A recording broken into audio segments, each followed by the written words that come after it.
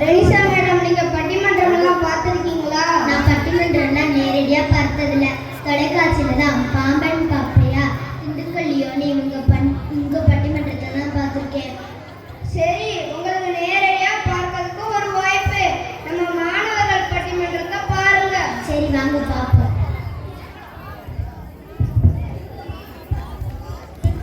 பாரத தாய்க்கும் தாய் மண்ணிற்கும் முதற்கண் எங்களின் வணக்கங்கள்.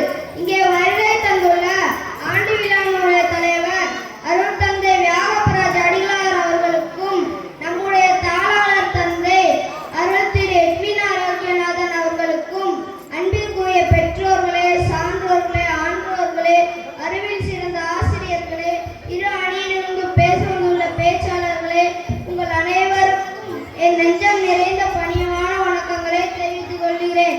இந்த நிகழ்ச்சி தொடங்குவதில் நாங்கள் பெருமை அடைகிறோம், மகிழ்ச்சி அடைகிறோம்.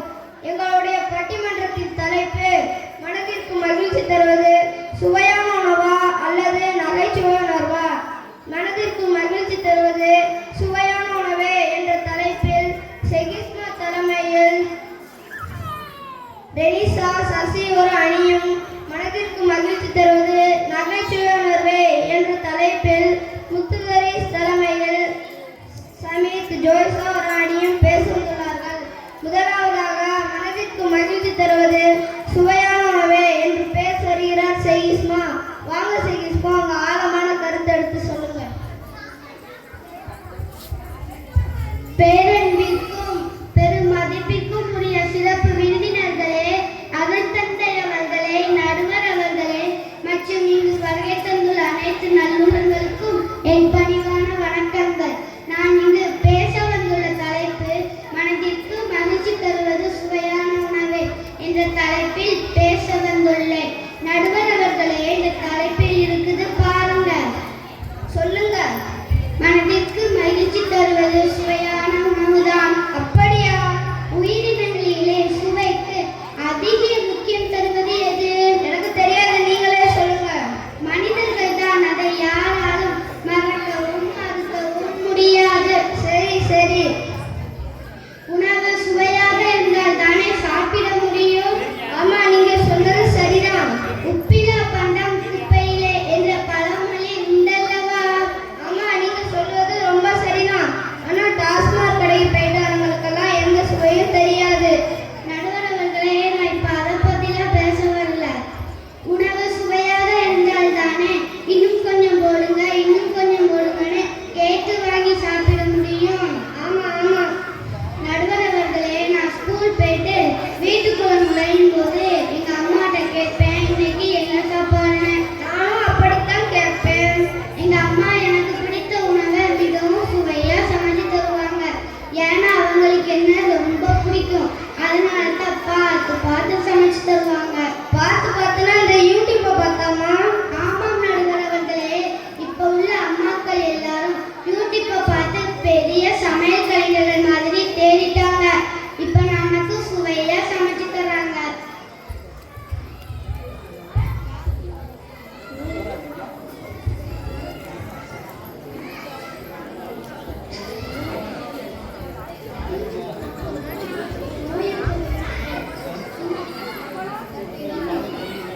ஆமா, நீங்க சரியா சொன்னீங்க.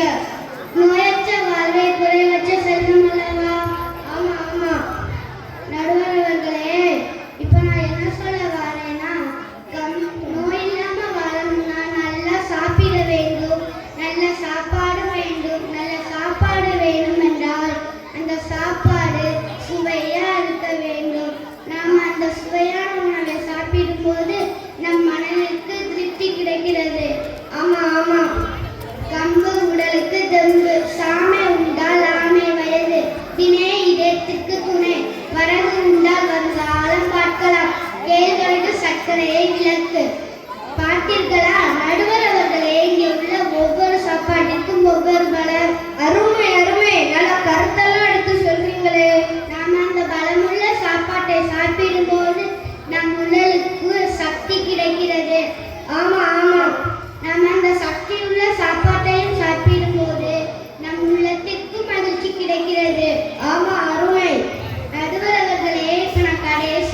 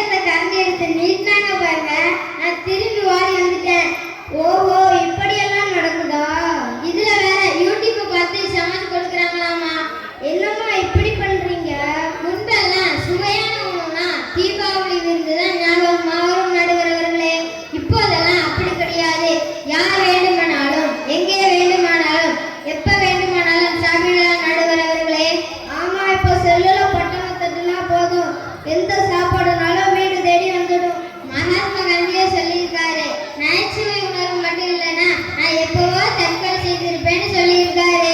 மகாத்மா காந்தி இப்படியெல்லாம் சொல்லியிருக்காரா? நகைச்சுவை உணர்வு தற்கொலை செய்து கொள்ள எண்ணத்தையும் மாற்றிக்கிறது. ஆமா, அது உண்மைதான். நடுவர் அவர்களே, சாப்பாடு சுவையா இருக்கணும், நிறைய சாப்பிட்டா அவங்களுக்கு என்ன ஆகும்? இதான் எல்லாருக்குமே தெரியுமே, நல்லா தூக்கம் வரும். அன்னைக்கு அப்படிதான் ஸ்கூல்ல சாப்பாடு சுவையா இருக்கணும், நிறைய சாப்பிட்டு கிளாஸ்ல வந்து உட்கார்ந்தேன். மிஸ் பாடம் எடுக்க ஆரம்பிச்சுட்டாங்க. தூக்கத்தை கண்ட்ரோல் பண்ண முடியல. அதுக்கு அந்த டீச்சர் என்ன பண்ணாங்க தெரியுமா? எந்திரிச்சு முட்டுக்கால் போட சொல்லிட்டாங்களா? இல்ல நடுவர் அவர்களே. இல்லாட்டி முகத்தை கழுவிட்டு வர சொல்லிட்டாங்களா? இல்ல நடுவர் அவர்களே. வேற என்னத்தான் செஞ்சாங்க சொல்லுங்க.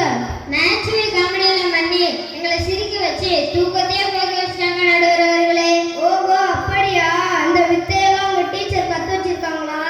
எங்களுக்கு நல்ல புத்துணர்வு கிடைச்சது. இப்ப நான் என்ன சொல்ல வரேன்னா, மனதில் சோம்பலை நீக்கி மனதிற்கு மகிழ்ச்சி தருவது நகைச்சுவை உணர்வு என கூறி வாய்ப்பிற்கு நன்றி பெறுகிறேன். நன்றி, வணக்கம். மனதிற்கு மகிழ்ச்சி தருவது நகைச்சுவை உணர்வு என்று பேசினார் முத்துகரீஸ். அடுத்ததாக மனதிற்கு மகிழ்ச்சி தருவது சுவையான உணவு என்று பேச வருகிறார் ரெனிஷா. வாங்க ரெனிஷா.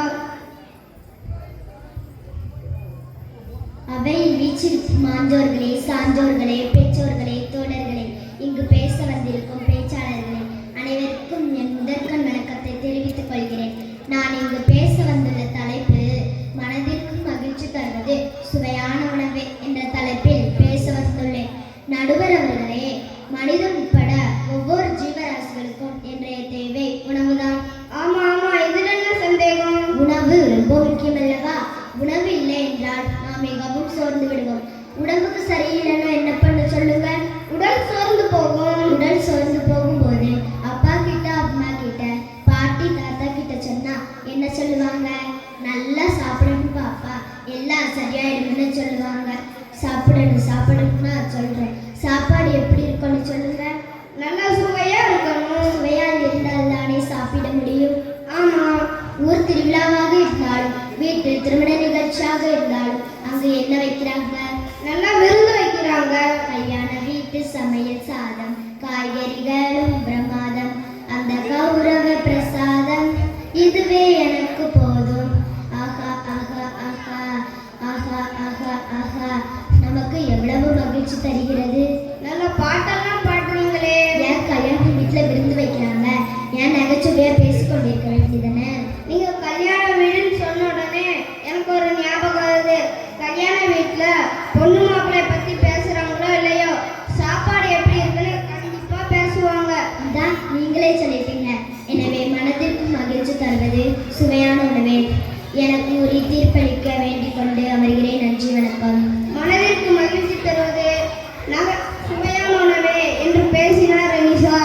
அடுத்ததாக மனதிற்கு மகிழ்ச்சி தருவது நகைச்சுவை உணர்வு என்று பேச வருகிறார் சமீத். வாங்க சமீத். அரங்கத்தில் அமர்ந்திருக்கும் அனைத்து நடுவர்களுக்கும் எனது பணிவான வணக்கங்கள். நான் இங்கு பேச வந்துள்ள தலைப்பு மனதிற்கு மகிழ்ச்சி தருவது நகைச்சுவை உணர்வே. ஐயா, உலகத்திலே மிகப்பெரிய விஷயம் எது என்று தெரியுமா? எனக்கு தெரியாது, நீங்களே சொல்லுங்க. இது கேள்விப்பட்டது இல்லையா ஐயா?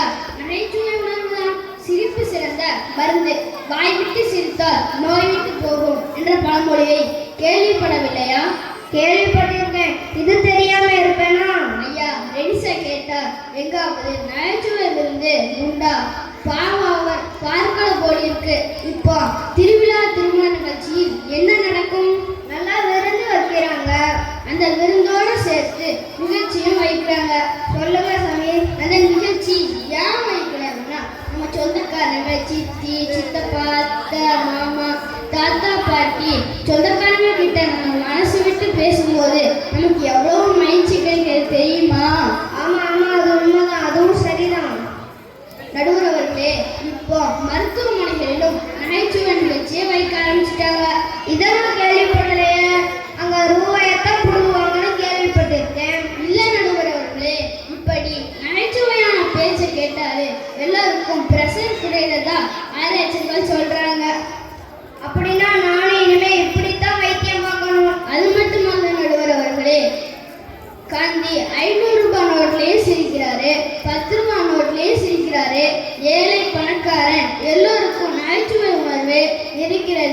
எனவே நகைச்சுவை உணர்வே தீர்ப்பு வழங்க பணிவுடன் கேட்டுக்கொள்கிறேன். நன்றி, வணக்கம். மனதிற்கு மகிழ்ச்சி தருவது நகைச்சுவை உணர்வே என்று பேசினார் சமீத். அடுத்ததாக மனதிற்கு மகிழ்ச்சி தருவது சுவையான உணவே என்று பேச வருகிறார் சசி. வாங்க சசி.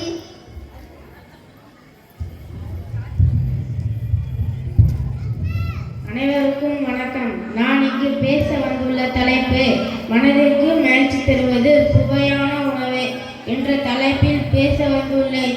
ஐயா, சிரிப்பு மட்டும்தான் மருந்தா?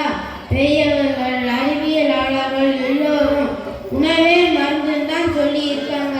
நாம் சாப்பிடும் உணவுகள் அனைத்தும் மருத்துவ குணம் கொண்டதுதான். இலை, காய், கனி, மரப்பட்டை அனைத்தும் நமக்கு உணவாக பயன்படுகின்றது. என்னை பார்த்தாலே தெரியும் மனதிற்கு மகிழ்ச்சி தருவது சுவையான உணவுன்னு. ஓஹோ, எனக்கு இது தெரியாம போச்சு. நடுவர் அவர்களே, இப்போது உங்க முன்னாடி இலைய விரிச்சு மட்டன் பிரியாணி, மீன் வறுவல், இறால் வறுவல், நண்டு வறுவல், காடை வறுவல் இது அனைத்தையும் போட்டு சாப்பிட சொன்னா உங்களுக்கு எப்படி இருக்கும்? எனக்கு கேட்கும் போதே நாக்குல எச்சி ஊறுது. நான் சொல்லும் போதே நாக்குல எச்சி ஊறுதுல. இதை கேட்டுட்டு இருக்க இவங்களுக்கெல்லாம் எச்சி ஊற ஆரம்பிச்சிருக்கும். ஆமா, சரிதான். கல்யாணத்துக்கு அப்புறம் மாப்பிள்ளையும் பொண்ணையும் எதுக்கு மறு வீட்டுக்கு கூட்டிட்டு போறாங்க? அறுசுவை விருந்துக்கு தான் கூட்டிட்டு போறாங்க. நல்ல விருந்துக்கு தான் கூட்டிட்டு போறாங்க. நகைச்சுவையா பேசவா கூட்டிட்டு போறாங்க? எனவே மனதிற்கு மகிழ்ச்சி தருவது சுவையான உணவு என கூறி 5-5-10 எங்கள் கெத்து என கூறி முடிவை எங்களுக்கு சாதகமாக கூறிட வாய்ப்புக்கு நன்றி, வணக்கம். மனதிற்கு மகிழ்ச்சி தருவது சுவையான உணவே என்று அருமையாக பேசினார் நண்பர் சசி. அடுத்ததாக மனதிற்கு மகிழ்ச்சி தருவது நகைச்சுவை உணர்வே என்று பேச வருகிறார் ஜோய்சா. வாங்க ஜோய்சா. இங்கு அமர்ந்திருக்கும் நடுவர் அவர்களே, இது அணியில் இருக்கும் பேச்சாளர்களே, ஆண்டோர்களே, சான்றோர்களே, பெற்றோர்களே, பெரியோர்களே, அருள்தந்தையர்களே, உங்கள் அனைவருக்கும் என் முதல் வணக்கம். இங்கு நான் பேச வந்துள்ள தலைப்பு மனதிற்கு மகிழ்ச்சி தருவது நகைச்சுவை உணர்வு. இதுல நான் ஒரு பாட்டு பாடுறேன், கேளுங்க. ஏ நகைச்சுவை உணர்வே, ஏ நகைச்சுவை உணர்வே, மனசு கவலை மறக்கும் மந்திரமே. ஏ நகைச்சுவை உணர்வே, ஏ நகைச்சுவை உணர்வே, நீ வாய் வலிக்க சிரிக்கணுமே. நீ வந்தது வந்தது வந்தது மனசு சந்தோஷமே. நீ நிம்மதி நிம்மதி நிம்மதி கொடுக்கும் சிறந்த சிறந்த மருந்தே. ஏ நகைச்சுவை உணர்வே, ஏ நகைச்சுவை உணர்வே, மனசு கவலை மறக்கும் மந்திரமே. அருமை அருமை. நீங்களும் ஒரு பாடகரா போகலாமே. யோசிக்கிறேன் நடுவரவர்களே, சசி சொன்னது அனைத்தும் உண்மைதான். இன்றைய உணவுகள் அனைத்தும் மருந்துதான். உணவுப் பொருட்கள் ருசியா இருக்குதுன்னு அதுல கலப்படம் செய்றாங்க. ஆனா இந்த நகைச்சுவை உணர்வுல கலப்படமே கிடையாது. இது என்னமோ புதுசா இருக்கு.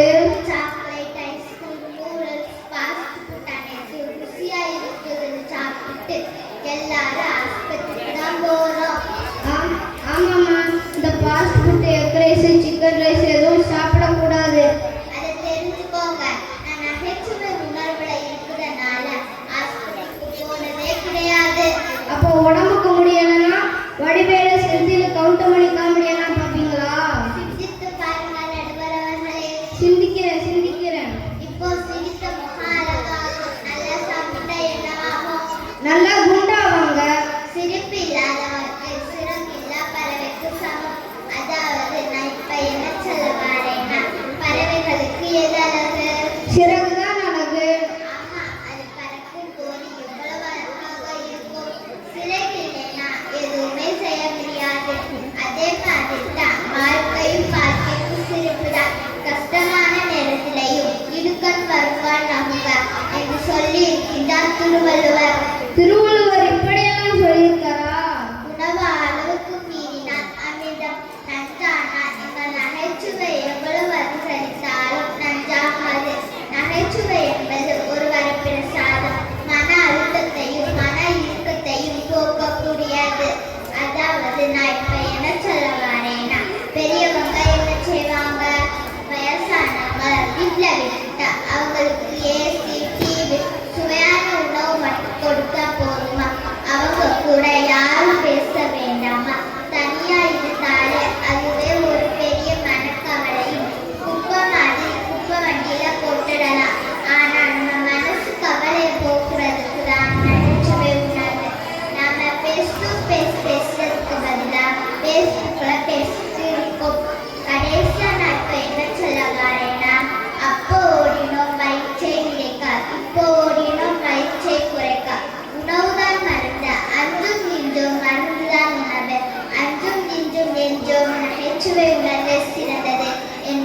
கூறி அமர்கிறேன். நன்றி, வணக்கம். உங்க பேச்சு ரொம்ப அழகு ஜோய்ஸ் அண்ணா.